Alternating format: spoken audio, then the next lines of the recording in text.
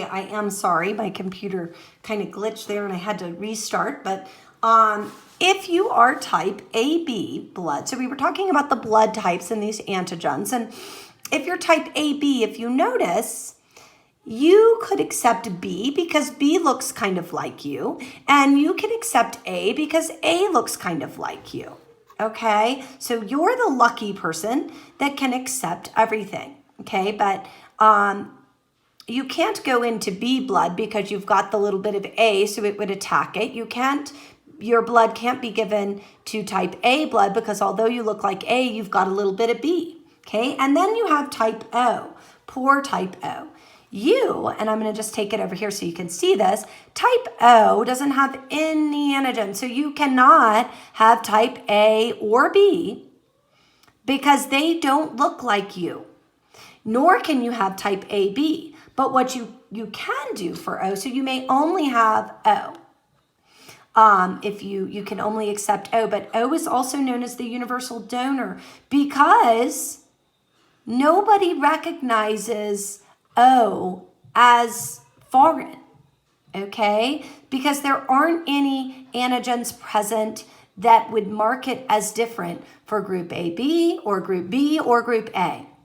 So type O is oftentimes called the universal donor, okay? Type A, you're in the AB, you're in the lucky group that you can accept everybody because you don't have any antibodies that would attack because you kind of look like B and you kind of look like A, all right? So again, this blood typing is just kind of fun. You don't need to know who accepts who for the test, but you do need to understand that it is an example of codominance where both alleles are expressed, okay?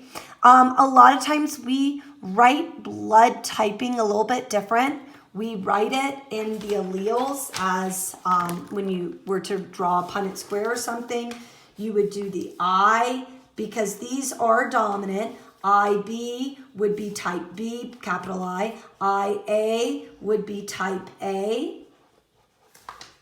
And little lowercase I is basically the O, okay? So this is kind of how we do it. It's a little bit more confusing. So a blood type like that's AB or B, but your mom is an O, you would actually look like this. And that's showing that you had the dominant B allele with the type O recessive, because little I is actually the O allele, type O blood, okay? So I would stand for the enzyme that adds that antigen. And so obviously type A and B have the capital I, whereas little I doesn't have any antigens, okay? And this is just showing you how you might do it in the Punnett square, okay? So this is a cool example of where these guys show, blood typing shows complete dominance if you're dealing with the I, the lowercase I or the O, because the heterozygote, big I, B, little I, is expressed the same as big B. However, the heterozygote of A and B is actually an example of codominance. So this is where genetics isn't even as simple as we can classify it as complete dominance, codominance, incomplete dominance. It might just depend on the alleles that you're looking at. So here's our cool codominance problem where we would have the homozygous male, type B, cross with the heterozygous female. Now she's heterozygous, so that means she's got a lowercase I. Okay, and this is a cool chart that just summarizes what type O would look like. Type A could be either of these, and type B, AB is A and B. So then when you would to fill this chart out, it would end up looking like this. So you end up with an AB, you end up with a B heterozygote, an AB, and a B heterozygote. So hopefully when you look at these little Punnett squares with the blood typing, you need to understand kind of how to fill this out and how it would work. here is your answer.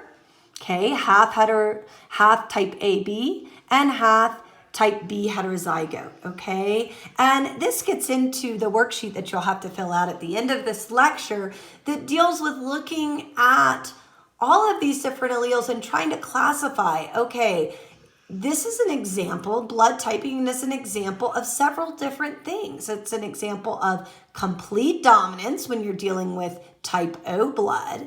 It's an example of codominance when you're dealing with the type A and B alleles. And it's also a thing called multiple alleles, where you have more than two alleles kind of defining what a trait is, okay? So here's a very simple codominant where you would have chickens and black and white alleles, and black would be completely dominant over white if this was complete dominance. However, we're looking at codominance, so you would have a black and white speckled, or in this case, you see the black and the white alleles like kind of forming as black and white feathers, okay? Incomplete dominance, again, is where you're gonna get a blending effect. So here you have the red flowers, the heterozygote would be a pink flower, okay? This guy right here. The incomplete dominance is always seen as the genes blending together. Heterozygotes, in this case, would produce less pigment than the red homozygotes. With incomplete dominance, they will have the F1 hybrids, or the generation that has the heterozygotes will kind of exhibit a phenotype that's in between the two parent varieties. Now, on your test or when you're looking at genetics problems, you want to look and see if they show the heterozygote or the F1 generation. If you have two homozygotes, one dominant, one recessive, crossed, and the F1 generation shows, like in this case, you have red and white snapdragon flower colors. And if the F1 generation doesn't show all red, it shows pink, well, that is a wonderful example where you can say, okay, that is a incomplete dominance, okay? And so, whoops, I thought that was going to fill it out. So here, this would show you where the heterozygotes would be big R, little r, big R, little r, big R, little r, big R, little r. If this was a case of complete dominance, then it would say all red flowers. However, we see that based on the offspring, this is an example of incomplete because you have all pink flowers, okay? The F2 generation, you're going to show a little different phenotypic ratio than your classic 3-to-1. If this was complete dominance, you're going to have some hybrids in there, okay? And that's how you can usually tell. Okay, so here's a great example where you're going to have to do the cross on the test, and you're going to have to decide what kind of inheritance is this. Is this incomplete or codominance? A farmer is interested in breeding more chickens. She has black, gray, and white hens and would like to increase the number of gray hens. Her knowledge of Mendelian genetic leads her to believe that if she could cross a gray hen with a gray rooster, she should get gray chicks. But there are black and white chicks from this cross. What is most likely the mode of inheritance? So what you would like to do here, if you want to pause it to work this out yourself, but already, to me, this tells me this is incomplete dominance because gray is in between black and white, right? It doesn't say black and gray or black and white speckled, but let's just take a look. So you would assume that the gray would be the heterozygote maybe. So let's do big G, little g, because you had two of them going. And what you end up with, they say here that she ended up with white. And she ended up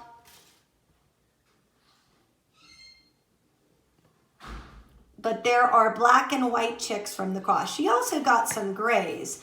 And if you look here, if we called this incomplete dominance or the blending, which again, the key there is gray. Gray is a blending. It's not black and white polka dotted chicks. You would have two grays if you cross the heterozygote. You would have a black and you would have a white. So we could say this is definitely a case of incomplete dominance, okay? This is what I was talking about with the genes having more than two alleles, and this is where we have this case with the blood typing. You have three alleles for blood type. You don't just have one dominant and one recessive, or you don't just have A versus B. You also have the I, or the lowercase I or the O. And so the O is an example of the recessive, whereas A and B are codominant. And this is just going through transfusion. Poor O. They can give to everybody, but they can only take from themselves, okay? And then AB, if you're an AB, you're super lucky. You can take from everybody. All right, so far, we have only looked at the effects of alleles in a single gene, but there are situations where we have genes involved in determining more than one genes involved in determining a phenotype. We have epistasis and polygenetic inheritance, okay? So this is where we're looking at how genes kind of cross with each other. And I'm going to go ahead and pause the video and talk about epistasis later.